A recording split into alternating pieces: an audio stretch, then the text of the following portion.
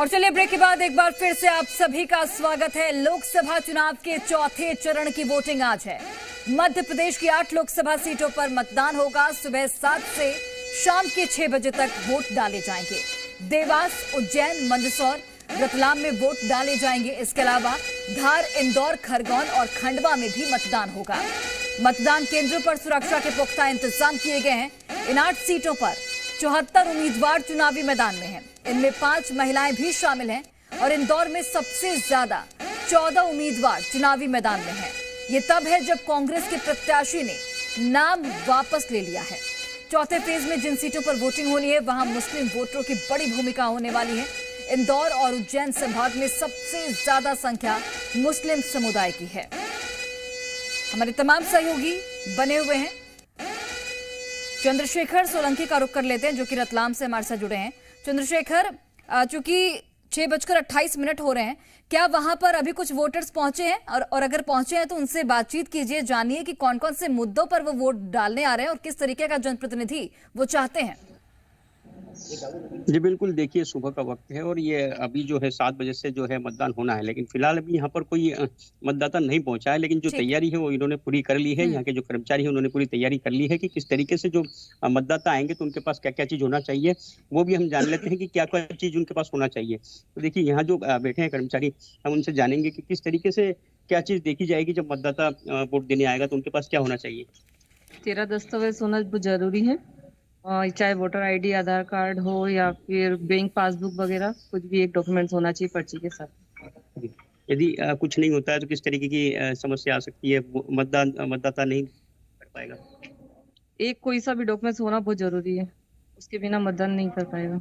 तो देखिए ये जानकारी जो है सभी को होना जरूरी है कि जो डॉक्यूमेंट्स हैं वो प्रॉपर होना चाहिए, वरना जो मतदाता है वो मतदान से जो है वंचित हो सकता है। लेकिन देखिए पूरी कोशिश की जा रही है कि लोगों को जो है पहले ही बता दिया गया था प्रशासन के द्वारा, किस तरीके से जो कार्यक्रम चलाए गए थे उनके द्वारा भी उन्होंने बता दिया गया था कि क्या क्या डॉक्यूमेंट होना चाहिए। अभी जो है सुबह का वक्त है, जो मतदाता है वो अभी यहाँ पहुंचे नहीं, लेकिन जैसे ही साँझ बजती है उसके बाद किस तरीके से जो है कैमरामैन को बोलिए कि सुरक्षा के लिहाज से कैसे इंतजाम है वो दिखा दें। तो देखिए सुरक्षा के लिहाज से इंतजाम दिखाई दे रहे हैं, क्योंकि देखिए पुलिसकर्मी जो हैं वो जो कल से ही यहाँ पर तैनात है और जो ड्यूटी पर जो है वो पहुंच चुके हैं। उसके अलावा यहाँ पर देखिए किस तरीके से जो है व्यवस्था है वो भी माकूल की गई है कि जब गर्मी होती है तो यहाँ पर जो है टेंट, दोनों ही जो यहाँ के बूथ हैं 5 नंबर और 6 नंबर, उन दोनों के बाहर जो है टेंट लगा दिए गए हैं। बिल्डिंग यहाँ पर जो है काफी बड़ी है और उसके अलावा जो यहाँ पर टीन शेड है वो भी यहाँ पर लगा दिया गया है। तो इस तरीके की सारी व्यवस्था कर ली गई। देखिए अलग अलग जो मतदान केंद्र है वहाँ पर अलग अलग तरह की व्यवस्थाएं हैं, कहीं पर कुछ कमी भी होती है और कहीं पर जो है सारी व्यवस्थाएं भी होती है। अभी जिस जगह है वहाँ तो व्यवस्थाएं हैं, लेकिन अंदर कुछ जो दिक्कतें हैं वो जरूर देखने को मिली है कि जो कूलर नहीं होने की वजह से जो गर्मी का सामना ऐसे कर्मचारियों को करना पड़ेगा, कुछ पंखे भी जो हैं वो दिक्कत दे रहे हैं। तो इस तरह की चीजें कुछ सामने आ रही है देखने में, लेकिन फिलहाल जो है तैनात है कर्मचारी और जो पूरी तरीके से तैयार है कि किस तरीके से जब मतदाता यहाँ पहुंचता है तो उनकी सारे व्यवस्थित तरीके से उन्हें किस तरह की दिक्कत ना हो, परेशानी ना हो और अपना मतदान जो है उसका प्रयोग वो कर सके। ठीक है, लौटती हूँ मैं आपके पास। मंदसौर आपको लिए चलते हैं। मनीष पुरोहित हमारे साथ जुड़े हैं। मनीष, अगर हम मंदसौर लोकसभा सीट की बात करें तो 2009 में आखिरी बार यहां से कांग्रेस ने जीत हासिल की थी और मैं आपसे ये जानना चाहती हूँ कौन कौन से मुद्दे इस बार ग्राउंड पर देखने को मिलेंगे और अगर आपके पास कोई वोटर्स मौजूद हैं तो बातचीत भी कीजिए। जी बिल्कुल, मंदसौर लोकसभा सीट से 2009 में कांग्रेस की मीनाक्षी नटराजन ने 9 बार के सांसद रहे लक्ष्मीनारायण पांडे को पराजित करके जीत दर्ज की थी। लेकिन महत्वपूर्ण विषय यह है कि उस समय वोटिंग परसेंटेज काफी कम रहा था, तकरीबन 55% लोकसभा क्षेत्र में वोटिंग प्रतिशत रहा था। तो वोटिंग प्रतिशत बड़ा मायने रखता है। कांग्रेस का जो परंपरागत वोट है, माना जाता है कि कांग्रेस का परंपरागत वोट के लिए जरूर जाता है, लेकिन जो बीजेपी का परंपरागत वोट है अगर वो कम होता है तो निश्चित तौर पर कांग्रेस को उसका फायदा मिलता है। और उसके बाद जब 70% से ज्यादा वोटिंग हुई है तब तक यहाँ पर बीजेपी को उसका कहीं ना कहीं फायदा मिला है। तो इस बार भी जो वोटिंग परसेंटेज है, वोटिंग परसेंटेज की वजह से जो प्रत्याशियों के दिलों की धड़कन बढ़ी हुई है, क्योंकि अगर वोटिंग परसेंटेज बड़ा यहाँ पर रोल रखता है, महत्वपूर्ण रोल रखता है। हम इस समय एक आदर्श मतदान केंद्र पर हैं और इस आदर्श मतदान केंद्र पे आप देखिए किस तरह का यहाँ पर व्यवस्थाएं की गई है और ये बिल्कुल शादी के शामियाने सा इसको लगाया गया है। गुब्बारे लगाए हैं वेलकम के लिए, यहाँ पर आप देखें जो स्टाफ है, बीएलओ है, वो अपनी सेल्फी खींच रहे हैं। और यहाँ अंदर आप देखेंगे कि किस तरह से जाके हम लोग ये देखिए आप यहाँ पर रास्ते में गमले लगाए हुए हैं और लोगों को यहाँ पर जी वोटिंग के लिए पहुंचे हैं यहाँ पे आप? जी हाँ सर, वोटिंग के लिए पहुंचे हैं। जी हाँ। क्या मुद्दे रहेंगे? विकास का मुद्दा रहेगा, शहर के विकास का क्या मुद्दा रहेगा? विकास का मुद्दा भी रहेगा, देश हित का मुद्दा भी रहेगा, राष्ट्र सर्वोपरि। तो सबके अपने अपने मुद्दे हैं, किन किन मुद्दों पे बात करेंगे। और यहाँ आप देखेंगे जो शाही इंतजाम किए गए, बिल्कुल शाही इंतजाम है। यहाँ जो वोटिंग करने के लिए आएंगे उनके लिए आप देखें सोफे लगाए गए हैं, कूलर लगाए गए हैं और यहाँ तक कि टेंट डालने वाली मशीन होती है जो शादियों में लगाई जाती है, वो भी मशीन यहाँ पर लगाई गई है। और यहाँ स्टाफ भी है, स्टाफ से हम बात करने की कोशिश करेंगे। जी आप स्टाफ अंदर, यहाँ आपका किसका है? बीएलओ है या आप अंदर? यहाँ अंदर हम लोग बात करते हैं और भी यहाँ स्टाफ मौजूद है। सेल्फी खींचने में व्यस्त है क्योंकि इतना सुंदर शामियाना लगाया हुआ है, कालीन बिछाया हुआ है, तो निश्चित तौर पर सेल्फी खींचने का किसी का भी मन करेगा। आपसे कुछ ही देर में व्यस्त हो जाएंगे। सुरक्षा के इंतजामों की बात करें तो आप देखिए सुरक्षा के पुख्ता इंतजाम यहाँ किए गए हैं और पूरी तरह से चाक चौबंद व्यवस्था की गई है। सीसीटीवी के जरिए वेबकास्टिंग यहाँ की जा रही है और ये जो बूथ है, बूथ पर पूरी तरह से तैयारी की जा चुकी है वोटिंग के लिए पूरी तरह से तैयार है। और हमारे साथ यहाँ अधिकारी भी, इनसे बात करने का प्रयास करते हैं। एक मिनट, आप बताएंगे कि क्या क्या यहाँ डॉक्यूमेंट्स आप लेंगे? वोटिंग से पहले कितनी तैयारी की जा चुकी है? सारी तैयारी चल रही है और इसके जो लोग वोटर आएंगे उनसे BIS स्लिप लेंगे और उसके अलावा उनका कोई एक पहचान का दस्तावेज लेंगे। तैयारी पूरी तरह कंप्लीट है। हम इंतजार कर रहे हैं कि अब कब स्टार्ट करें। तो इंतजार कर रहे हैं। इस बीच में एक बड़ी खबर आ रही कि बैलेट यूनिट, एक कंट्रोल यूनिट जो डाइट का परिसर है, डाइट परिसर में कंट्रोल यूनिट, ये ठीक है मनीष, लौटेंगे आपके पास। आकाश का रुख कर लेते हैं। आकाश, अगर हम झाबुआ रतलाम सीट की बात करें तो यहाँ पर देखिए 3 मंत्रियों की जो साख है वो दांव पर लगी, क्योंकि 3 मंत्री यहीं से कैबिनेट में दिए गए हैं। ऐसे में RSS की भी सक्रियता इस क्षेत्र में दिखती है, तो क्या माना जाए, समीकरण कैसे बनते हुए दिख रहे हैं?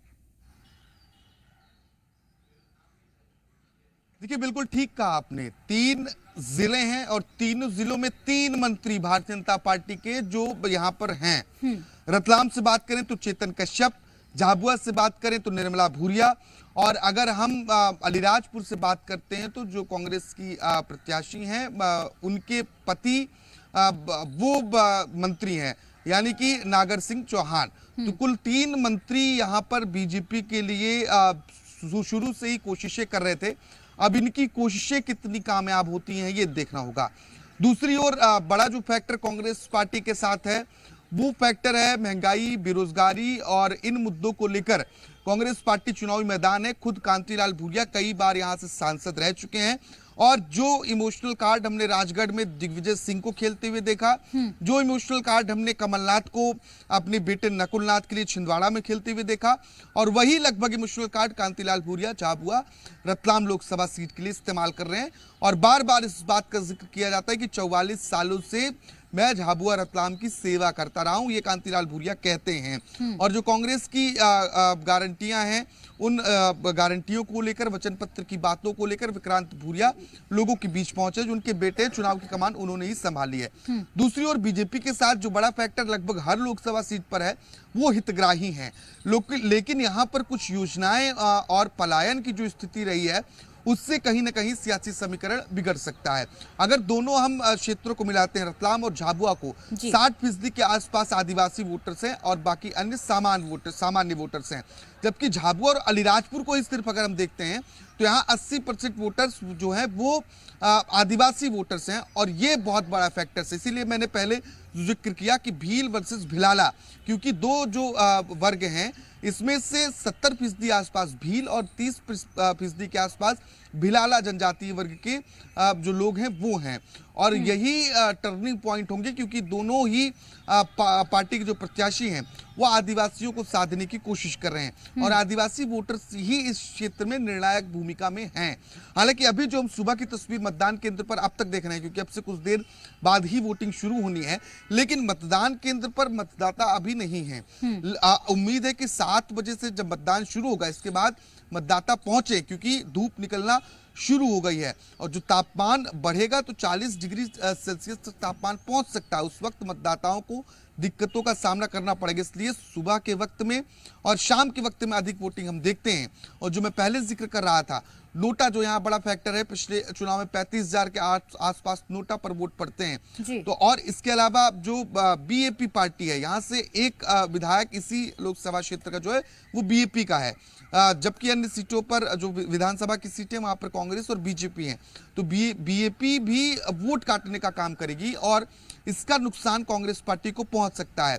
17,000 के आसपास पिछली बार जो कैंडिडेट थे विधानसभा चुनाव में, रतलाम झाबुआ के पास जो अलीराजपुर झाबुआ, यहाँ से वो वोट लेकर गए थे आदिवासियों की। ऐसे में इस बार का जो कैंडिडेट है उसमें भी बीएपी ने अपना कैंडिडेट उतारा है, चुनाव में भी, तो वो अभी भी वोट काटने का काम करेंगे, और यहाँ से अगर वोट काटते हैं तो वो नुकसान कांग्रेस और बीजेपी दोनों को होगा, लेकिन ज्यादा नुकसान कांग्रेस पार्टी को हो सकता है।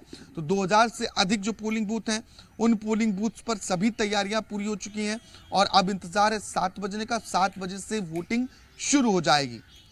ठीक है आकाश, लौटती हूँ मैं आपके पास। राहुल सिंह राठौड़ हमारे साथ लगातार बने हुए हैं। राहुल, उज्जैन लोकसभा सीट की बात करें तो यहाँ पर चूंकि मुकाबला बेहद दिलचस्प है, और उज्जैन लोकसभा सीट से अनिल फिरोजिया जो कि उन्हें दोबारा मौका दिया गया है, महेश परमार हैं जो कि कांग्रेस के प्रत्याशी, उन्होंने शिप्रा नदी का भी मुद्दा उठाया था। हालांकि वो बना नहीं पाए इसे, लेकिन उठाया जरूर गया था। कौन कौन से मुद्दे हैं आपकी समझ से, और जो वोटर्स पहुंच रहे हैं वो क्या दिमाग में लेके आएंगे, कौन कौन से मुद्दे पर वोट डालेंगे? देखिए, बिल्कुल अभी कुछ ही देर पहले जब हमने मतदाताओं से बात की थी, महिला मतदाताओं ने मूलभूत सुविधाओं को लेकर अपनी आवाज उठाई कि वह पीने के पानी के लिए परेशान है, बिजली से परेशान है, उनके घर के बाहर सड़कें नहीं है। उन्होंने ये भी कहा कि उनके जो बच्चे हैं वो बेरोजगार घूम रहे हैं। तो ये जो मुद्दे हैं ये तो अहम है ही, लेकिन इसके साथ ही उज्जैन में सबसे बड़ा मुद्दा शिप्रा शुद्धिकरण का है। उसके साथ ही महाकालेश्वर मंदिर के आसपास का जो मार्केट है, उसका जो ट्रैफिक है, उसकी वजह से यात्री काफी परेशान रहते हैं, श्रद्धालु काफी परेशान रहते हैं। तो ये 2 बड़े मुद्दे हैं जिसको लेकर कांग्रेस लगातार भारतीय जनता पार्टी पे जो है हमलावर रहती है। महेश परमार की बात करें तो महेश परमार तराना विधानसभा से वर्तमान में विधायक हैं, और कांग्रेस ने उन पर भरोसा जताया है। देखिए, अनिल फिरोजिया और महेश परमार ये दोनों 2018 में विधानसभा चुनाव लड़ चुके हैं, और तराना विधानसभा से जब महेश परमार ने अनिल फिरोजिया को मात दी थी, जिसके बाद अनिल फिरोजिया लोकसभा सीट का चुनाव लड़ा और अनिल फिरोजिया सांसद बने। अब वो सांसद हैं और अब फिर एक बार भाजपा ने उन पर भरोसा जताया है। देखिए, पिछले 2 बार से भारतीय जनता पार्टी लोकसभा सीट पर काबिज है, और उसके पहले 2009 में यहाँ पर प्रेमचंद गुड्डू ने कांग्रेस से जीत हासिल की थी। अब देखना होगा, क्योंकि महेश परमार विधानसभा चुनाव में तो अनिल फिरोजिया को हरा चुके हैं, मात दे चुके हैं, लेकिन क्या लोकसभा सीट में वे मात दे पाएंगे, ये देखना होगा। देखिए, उज्जैन लोकसभा सीट अगर आलोट मिलाकर बात करें तो करीब 17,77,000 मतदाता यहाँ पर हैं, जिसमें से 9 लाख से अधिक पुरुष मतदाता हैं और 8 लाख से अधिक महिला मतदाता हैं, और जो 1500 करीब वोटर्स हैं वो बुजुर्ग वोटर्स हैं। हालांकि उसमें से 1400 ने घर पर बैठ के मतदान भी किया, लेकिन ये जो आंकड़ा है अब देखना होगा दिन भर में कितना पहुंच पाता है। 75% मतदान की देखेंगे हम। इसी बीच एक बड़ी खबर दर्शकों तक पहुंचा दें। लोकसभा चुनाव के चौथे फेज की वोटिंग आज है। मध्य प्रदेश की 8 लोकसभा सीटों पर मतदान होगा। सुबह 7 बजे से शाम के 6 बजे तक वोटिंग होगी।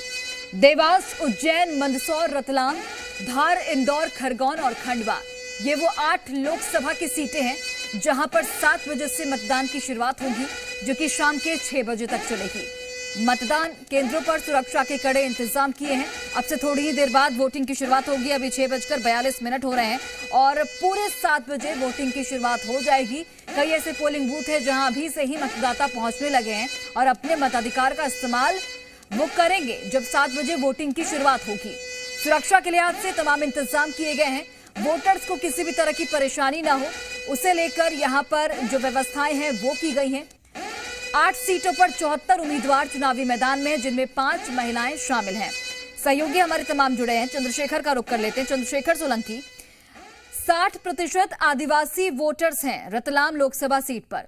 जाहिर तौर पर आदिवासी वोटर्स यहां पर निर्णायक भूमिका निभाएंगे और ये एक बड़ा मुद्दा होने वाला है। भील वर्सेस भिलाला यहां पर एक जो चर्चा का विषय है वही है और इसी के मुद्दे पर ही चुनाव लड़ा जा रहा है। तो ऐसे में जहां पर आप मौजूद हैं, वोटर्स अगर पहुंचे हैं तो उनसे बातचीत कीजिए और जानिए कि कौन कौन से मुद्दे पर वो वोट डालने पहुंच रहे हैं और क्या उनके दिमाग में है। विकास के मुद्दे पर वोट डाल रहे हैं, मोदी की गारंटी पर वोट डाल रहे हैं, क्या कुछ चल रहा है? जी बिल्कुल, देखिए अभी जो है जिस मतदान केंद्र पर मैं खड़ा हूँ, यहाँ पर फिलहाल जो वोटर से मतदाता है वो पहुंचे नहीं है। तो देखिए विचार का प्रश्न है, क्योंकि घनी आबादी वाला क्षेत्र है और उस बीच में जो ये मतदान केंद्र है और 7 बजे जब ये प्रक्रिया शुरू होनी है, लेकिन उसके कुछ देर पहले भी यहाँ पर जो है मतदाता नहीं पहुंचे हैं। किस तरह से प्रशासन की कुछ रही है कमी या जो भी है, लेकिन यहाँ पर मतदाता का रुझान अभी दिखा नहीं है। देखिए पूरे समीकरण की बात करें, पूरा बहुत बड़ा जो क्षेत्र है रतलाम झाबुआ और आदिवासी बहुल क्षेत्र है, लेकिन रतलाम की जो 3 विधानसभा इसमें लगती है, तो बता दूं कि यहाँ पर जो रतलाम शहर है वहां पर बीजेपी मजबूत रही है। उसके अलावा रतलाम ग्रामीण की बात करें तो यहाँ पर भी बीजेपी मजबूत रही है, लेकिन सेलाना के वोटर्स ने एक अलग ही तस्वीर जो है इस बार विधानसभा चुनाव में दिखाई है कि किस तरीके से जो है एक अन्य पार्टी, यानी बीजेपी कांग्रेस में हमेशा यहाँ घमासान रहा है, लेकिन जो एक अन्य पार्टी है भारत आदिवासी पार्टी, उसके एक जो है विधायक को यहाँ से जो है जीत दर्ज करवाई है। तो देखना ये होगा कि किस तरीके से आदिवासी जो है वो भी जो है अब अपने मतदान को लेकर जो है किस तरीके से जो है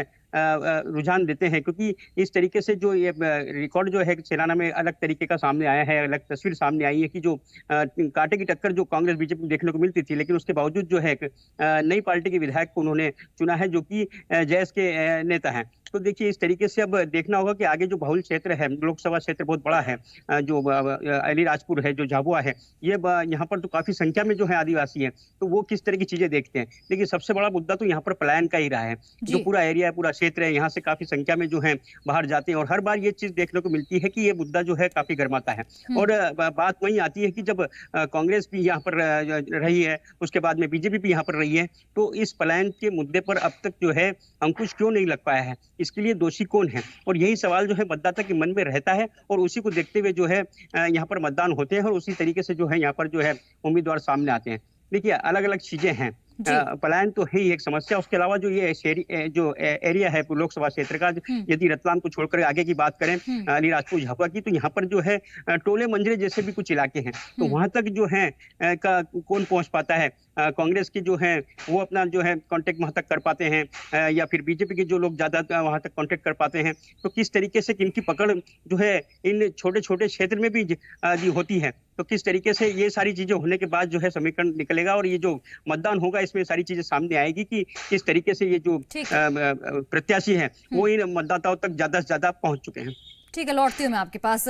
मनीष पुरोहित जुड़े हैं मंदसौर से। मनीष, अगर हम मंदसौर लोकसभा सीट की बात करें तो परंपरागत भारतीय जनता पार्टी की सीट मानी जाती है और कांग्रेस को यहां पर स्थानीय चेहरा नहीं मिला और इसी मुद्दे को बीजेपी यहां पर भुनाने की कोशिश कर रही है।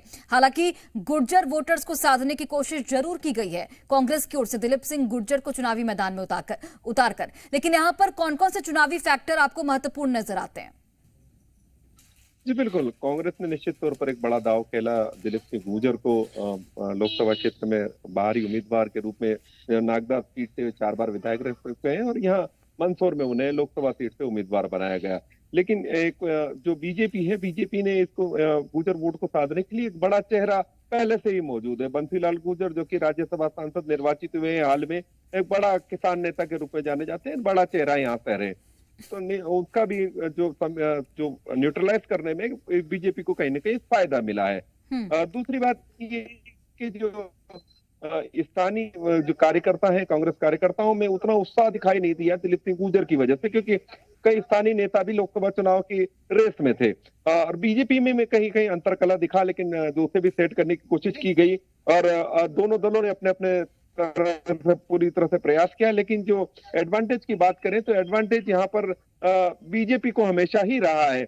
अब वोटिंग परसेंटेज बड़ा मायने रखता है कि वोटिंग परसेंटेज कितना रहता है, उसके हिसाब से ही जीत का पैमाना तय होगा। और यहाँ पर कुछ वोटर्स भी पहुंचे हैं, वोटर्स से बात करने का प्रयास करते हैं। बुजुर्ग वोटर भी यहाँ पर है, तो उनसे हम बात करते हैं कि कैसे यहाँ पर आए हैं। लाइन लगनी शुरू हो चुकी है और जी वोटिंग के लिए पहुंचे हैं यहाँ पे दादा, वोटिंग के लिए आए हैं? हाँ, मैं वोटिंग के लिए आया हूँ। हाँ, हमारे देश की अच्छी व्यवस्था के लिए मतदान करना हमारा धर्म होना चाहिए। हाँ। कितनी उम्र है आपकी? 84 साल है।